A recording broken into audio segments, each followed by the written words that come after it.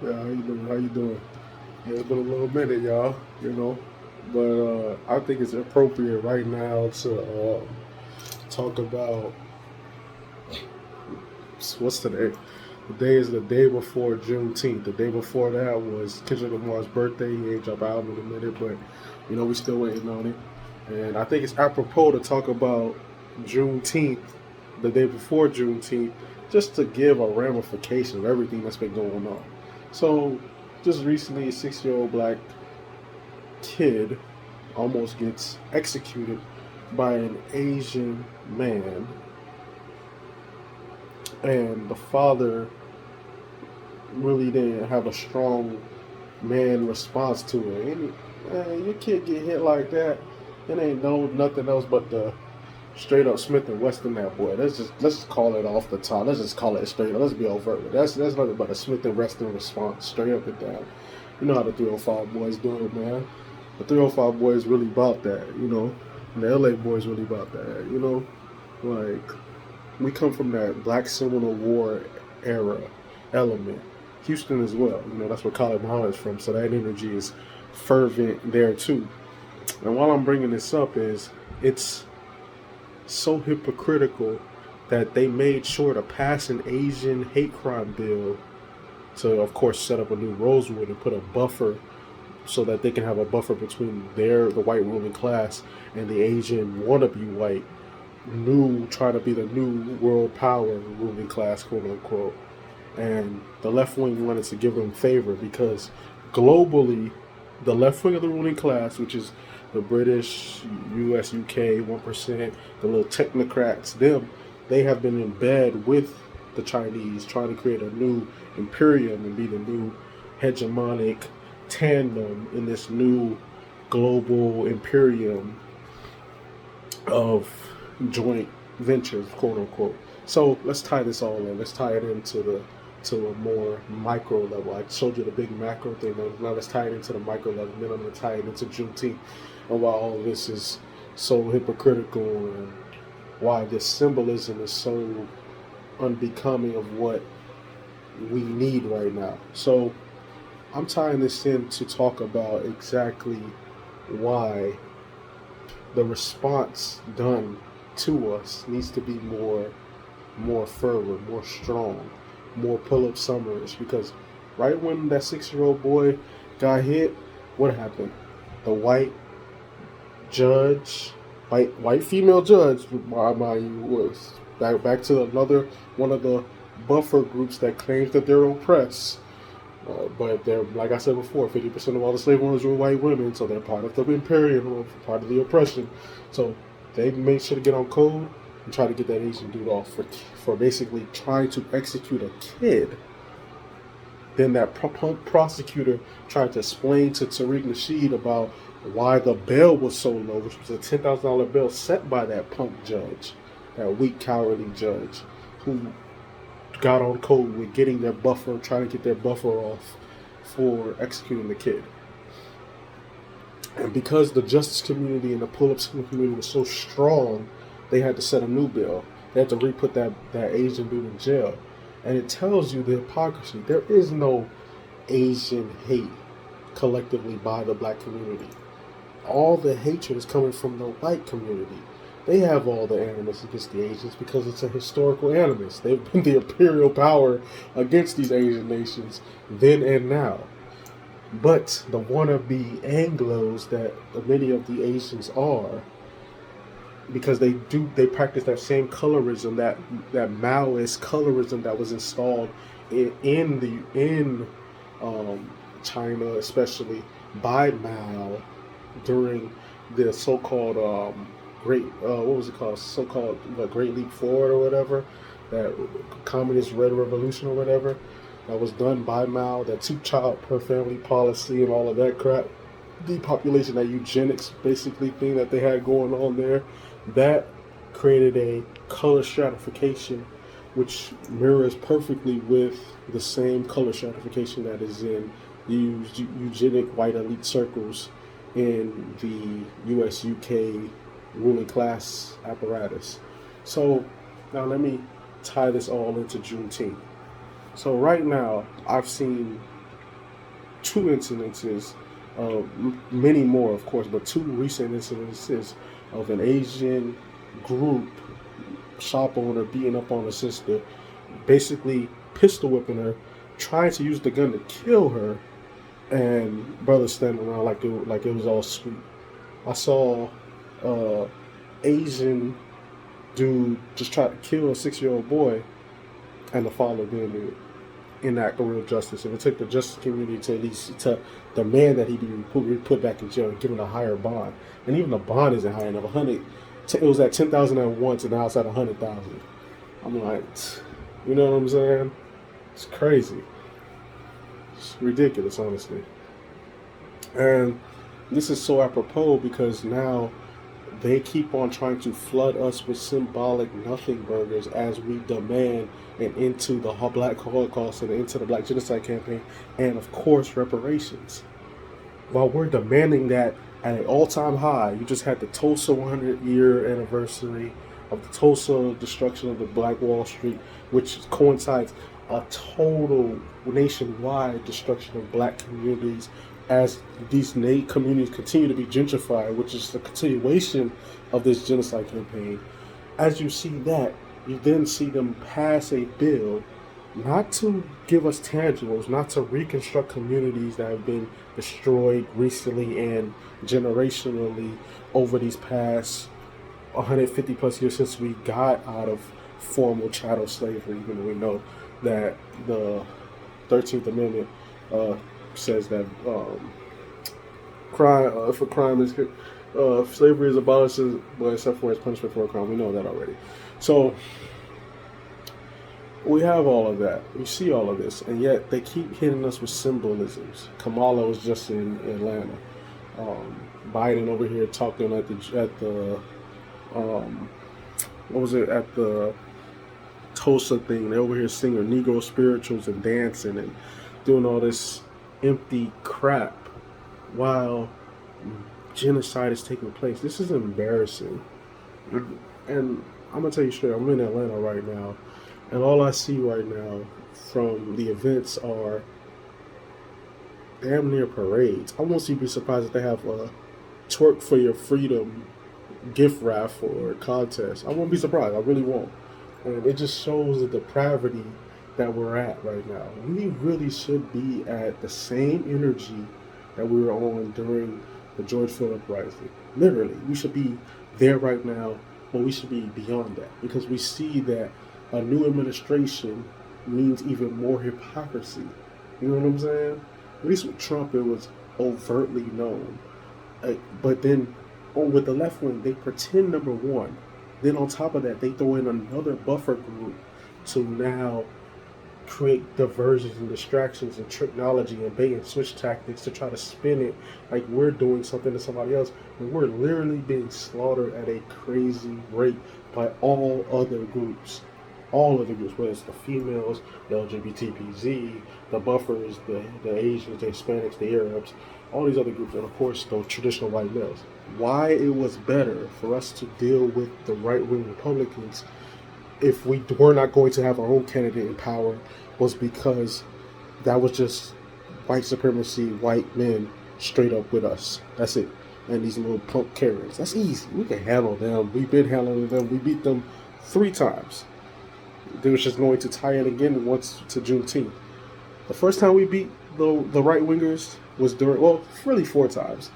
The first time we beat the right-wingers was really during the Black Civil Wars, when we handled them and defeated Andrew Jackson and all of them. We destroyed them. We beat them. We beat them handily. And of course, the second one, which is the most famous one, with John the Horse. And then again with the Third Seminole War, all up and down to Florida, which I actually did a project on for school and stuff like that, and which was actually really successful. So I'm proud of that. And so this also ties in again. That's the first time we won. The second time we beat them was during why Juneteenth is celebrated in the first place. How did we gain our freedom? That's number one. Did somehow some great white hope free us out of the chains of bondage and feel sorry for us? No. what happened, I'm going to talk about this at length, ad nauseum. I've probably talked about it in previous videos. Remember, during the Civil War, the Confederacy was kicking the Union's ass. I'm going to state that again. The Confederacy was beating down the Union handily. The Union was desperate. Remember, the Confederate States at the time was backed by the British Empire, which was the world power of its day. They were the U.S., the superpower of its day. They were making on a worldwide hegemony at that time. They were trying to actually conquer all of the world, and were using their apparatuses and their satellite country affiliates to try to do that. They tried to do it with the Crimean War. They did it during the 1848 Revolution, which overthrew all nations in Europe. They tried to do it when they overthrew the Mexican government and then installed their own dictator. People say France did it, but remember, France at this time had already been conquered by Britain once the Napoleonic Wars were done. So France was essentially a British colony. So that was their proxy. So I'm going to tie that back in. So at this time, the Confederacy, who was getting heavily funded by Britain and France, were bidding on destroying the United States. That was their bid. And the U.S. was on basically a death watch because the Confederacy was whipping that behind handily during the first 2 years of the war. This ties also into the Confederate States of America. I'm giving you guys a backstory. Were heavily fomented and created because of the Scottish Rite Freemasonry. You see that in candidates today like Rand and Ron Paul. Rand Paul, you know, those two. The little so-called guys who are against imperialism, quote unquote. They play that we're the good guys, but yet you do their backstory, they're super racist, and they have all these racist cartoons and all that other stupid crap that they have. That's the Alex Jones set. Jones, you know, will talk about the elite and the ruling class, but he still maintains white supremacy, and so it's important. It's important to calculate that. But I'm going back. So during the first 2 years of the war, the Confederate States of America was being the Union's behind. They were forced from the beginning time of the war. Martin Delany and Frederick Douglass were trying to enter the war on the side of the Union. And the stipulation for them entering is that we would not only gain our freedom, but we would get an equal stake in this land, in this nation, in all forms. So Lincoln didn't want to do that because he knew that meant that we would gain power. We would basically run this bad boy. So Lincoln was like, "Oh hell no!" But he got so desperate that he was forced to turn to us. We were the last hurrah. So right after that, we turned the tide of the war. The war was turned because of these free and also those runaways who had escaped slavery joining up with the Union under the guise of a great major like Martin Delany and freeing, and also Frederick Douglass was a great leader. They were in tandem leadership who came together and helped to fight and defeat the Confederate States of America and free ourselves out of bondage. Nobody gave us anything. We got it out the mud. You know what I'm saying? We got it straight up from ourselves, by ourselves. We did that. Nobody else did that. And so that's where you get the 40 acres and a mule thing. Not because they were feeling so charitable and, oh my God, yes, they've recognized the evils. Hell no. Because we earned that crap. That was a stipulation of us winning the war. That was a stipulation. We were going to get an equal stake in this land, politically, economically, socially, and in all forms. So during the first 10 years of the war, that's why you had the Freedmen's Bureau, the black banks, you had these black cities getting created. Remember, we had all the skills. Remember, we were the economic stranglehold of the United States. We did all the labor. It wasn't just picking some cotton, boy. It wasn't just none of that. It was boats, trains, planes, all of that. Everything. Oh, the plane hadn't been invented yet. But every sort of entity that the United States was getting its great industrial revolution stride in, that was created by black people. From the inventions, all of that stuff that we don't get credit for today. all was being done by black people from top to bottom, and more specifically the black men. Since people want to just throw the black man under the bus left and right, the black man not only won the Civil War because those are black men who fought in the war. They freed their whole family out of bondage. That means the women are black women and their kids. So just to put everything into context, it's not the flavor of the day is just to throw black men under the bus and make it seem like we were never about or never have been about nothing. So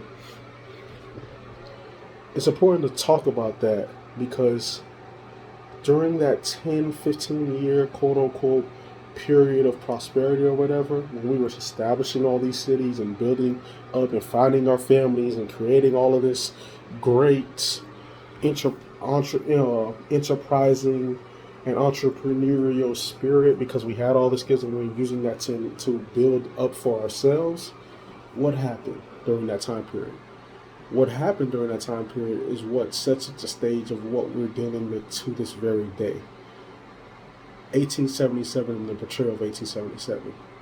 Why is that so important? Because we were supposed to get an equal stake in this nation. And truthfully, we're supposed to actually run the nation. Because if we beat the nation, if we beat the army that you couldn't stop, and you guys couldn't stop them, then we're nothing. If we would have turned our attention against you, but we weren't thinking like that. That's the problem. So, in order not only to stop their dependency on us, because remember, they were heavily dependent on us. They're dependent on us from an economic standpoint and dependent on us from a military standpoint because we were the economic driving force of the United States. There is no United States without foundational black Americans. And then there was no United States militarily without foundational black Americans because they had just won the Civil War. So you see that twice. You know what I'm saying? Building and saving the nation. So the ruling class was like, oh, hell no.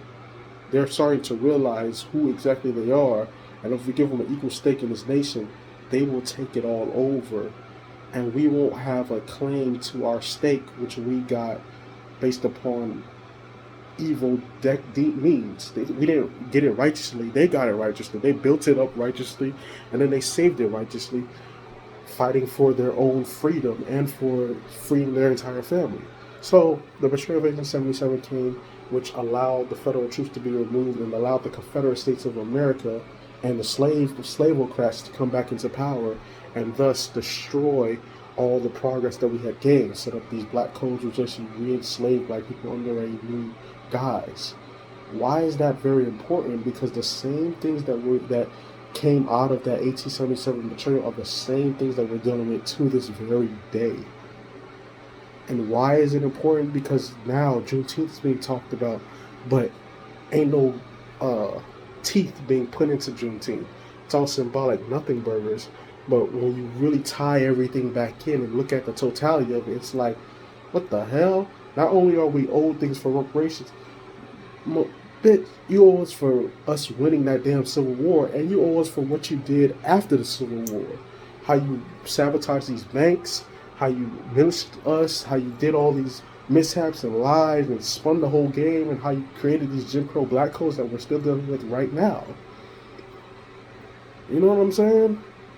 So, I'm highly offended by this symbolic nothing but I'm highly offended by Kamala, by Lunch Bucket Joe, by this congressional black con job, by all these boule black organizations, by all these buffer class groups, and most importantly, I'm offended by the lack of oomph collectively that we're on right now. We should be literally in a upheaval right now. Let's just be honest. We should literally be 10 toes down right now, man. We should really be in the lab right now getting some real stuff popping, man. For real. Because it's embarrassing. It's disrespectful. It's not enough. Cool, we got movies like Buck Breaker. That's cool. Cool, we got black voices out there speaking truth to power. That's cool. But we already know all this stuff. Man, anybody who's been in the lab good enough, we know all the injustices. We know about the great meiotic balance. We know about all the great speakers. We know all this junk. So then why aren't we collectively creating a strike to now put this into reality. We need to manifest all of this, man. It's not enough. It's not enough. It's only enough once all of these groups get put back in their place. That's it. That's the only thing left now. Because all these groups are getting real disrespectful. If they can come in and two men can jump a woman, like I just saw with this Asian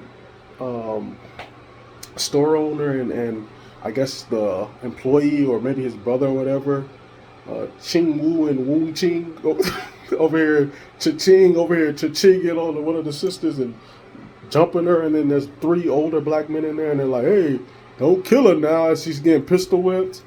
What the hell is that? You know what I'm saying? If a Asian dude can just bust on a 6-year-old black kid, and the father don't at least make sure to send a message not only to him but maybe his family members, what are we doing? What are we doing? Because that's the response that we would have towards each other. That's straight up and down, man. We go a million miles an hour on each other. You cannot, man. You steal a CD back in the day out of somebody's car. You steal somebody's phone. You break their phone. You push them. You step on their shoe. We go 10 toes down on each other. And we're a harder target than these other groups. We're tougher than these other groups. We know this. You know how I know we tougher? How everybody knows we tougher than others group? Just look at the sports. Sports is an indication of sports has always been a form of mock warfare. Just look at football. 90% of the football league, when they don't rig it, is dominated by us. And the only positions that are not dominated by us are the positions that they purposely rig to make sure that we at least hold on to something. And that's the quarterback position. But now that's being filled. So they're like, oh, crap. You know what I'm saying? So, you know. But I just had to pop in. This ain't going to be a long video. This is going to be me talking about Juneteenth and how ridiculous both sides are. We really need our own political party. For real. We really need our own candidates at all levels. Local, state, national, across the nation. We really need our own economic base across the nation to a large platform. And we really need to change our collective psyche. For real. We need to be in the same unity and energy that we were on during the George Floyd uprising. That never needed to go away. I keep saying that. Every video I say that. And I'm going to keep saying that until we get on that bumper. And most importantly, we need to be on a collective Khalid Muhammad mindset. Collectively. I think that's important. And we need to maintain this positive, optimistic spirit every second of every day. And we need to be controlling the narrative and keeping pedal to the metal 366, 25-8 until we finally win all of this and defeat all of this crap. Because it's ridiculous. And I want to leave you guys with some personal stuff of mine. You know, I'm gonna change it up today. So my B-Day was June 1st. You know, I'm a Gemini. You know, but I got so many other signs in me and stuff like that. But I wanted to leave you guys with, you know, when you have somebody special, they make sure to do special things for you.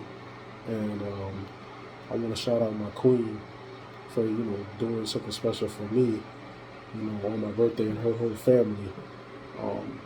You know, I really appreciate all of them, you know. And I got on my 3 chains because this one came from her. It's a pyramid, of course. This one came from her mom. And this is the, you know, the god Anubis, ancient Kemetic god Anubis, and of course the Ankh, you know, if y'all can see that. And then this is, you know, the all-seeing eye Horus, and I thought it was appropriate to show all of these, you know, because it just symbolizes, you know, what I'm about, and I respect that, you know. And then of course, you know, I got the compass of Papa Legba on me, and that was by my queen too. And you know, that just talks about, you know, our system of voodoo, which is important to talk about, you know, whether we're dealing with all of the Loas and all of the different deities that come with that, you know, and it's our thing. So no need to, everybody, some people on this are going to probably get spooked. Oh, Lord, you know, so We got hush your mouth now. Everybody gonna get scared or whatever. But no, I'm tapping into my thing, our thing, and it's a good feeling. To learn more and to beyond that. And the last thing I want to show is, one of my heroes, besides Khalid Muhammad, one of the most underrated psychologists. Dr. Umar always hypes up about, yeah, I'm the greatest psychologist. Da, da, da. But even he knows that there was a guy above him, you know, which is the great Amos Wilson. So I'm gonna flip this around for a second and show y'all what I got. Came from my queen. She gave me the blueprint for Black Power and talked about, what, this is just a one more into, helping to restore that Khalid Muhammad energy, which we need in all of us. And, I just wanted to give her a shout out because I feel like it's needed. And, I really appreciate that. And this is really a important time for us. No more symbolism, just substance, just meiotic substance. We need to be in that meiotic Ptah Hotep Thoth mentality right now, and that old goon energy needs to fill us all across the board. And we need to be consistent. And this is not good enough, honestly. We're supposed to be running this bad boy. Tulsa was just brought up, and Tulsa happened the day before and on the day of my birthday, May 31st and June 1st.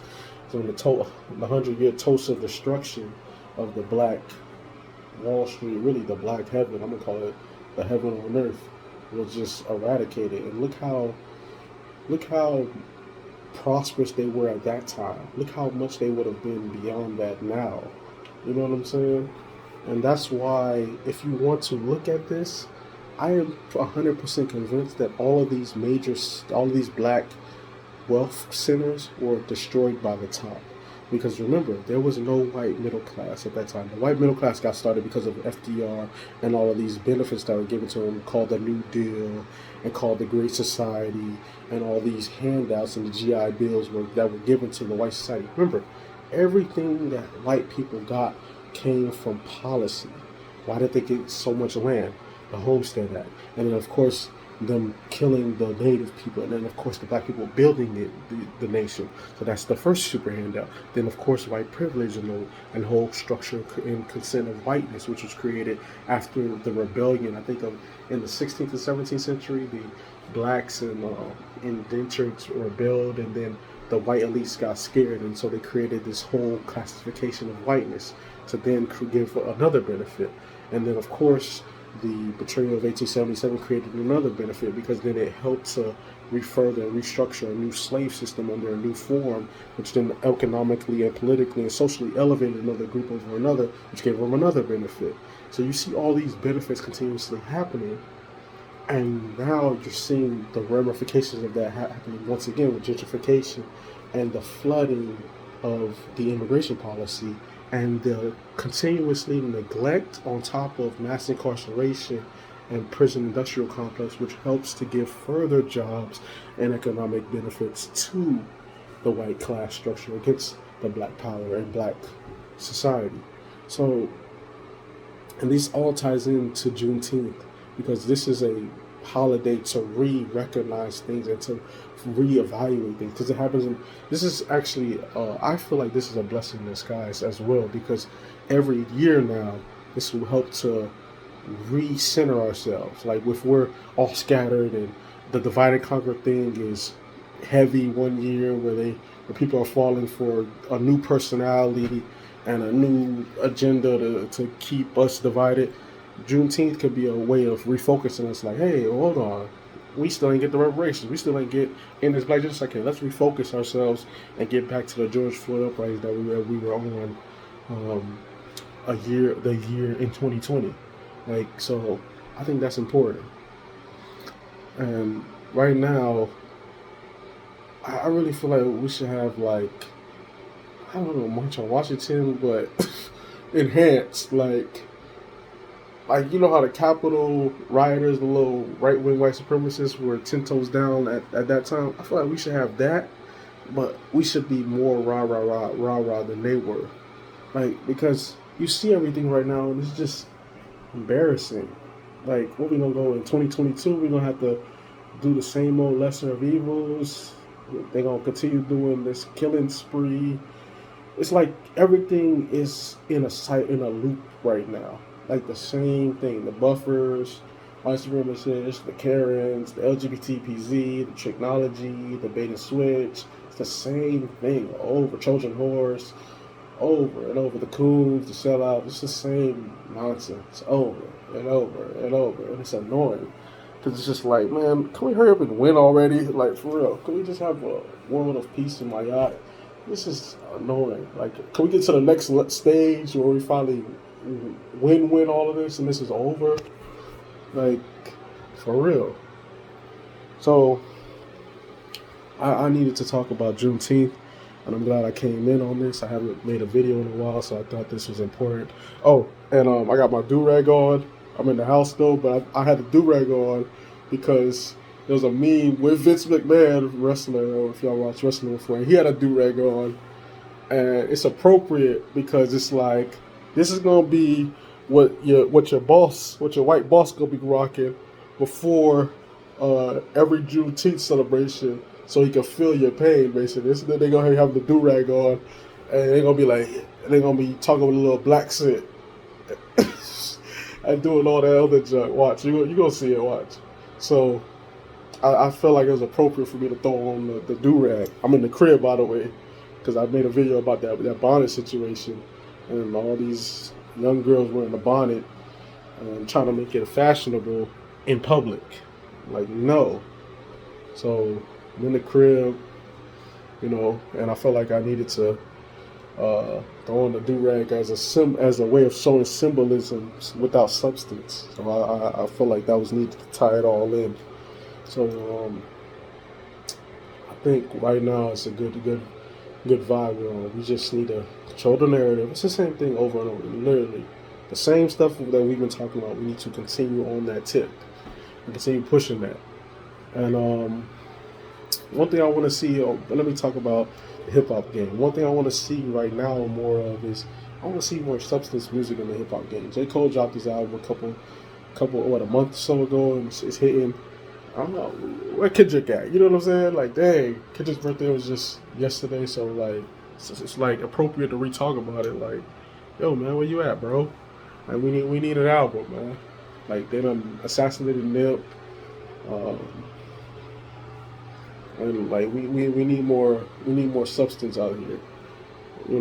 I'm kind of tired of the jit rappers, and they feminize new jit male rappers and the over masculinized, over sexualized slut chick flick rappers. And so we need more of that substance revolutionary rap back in the game.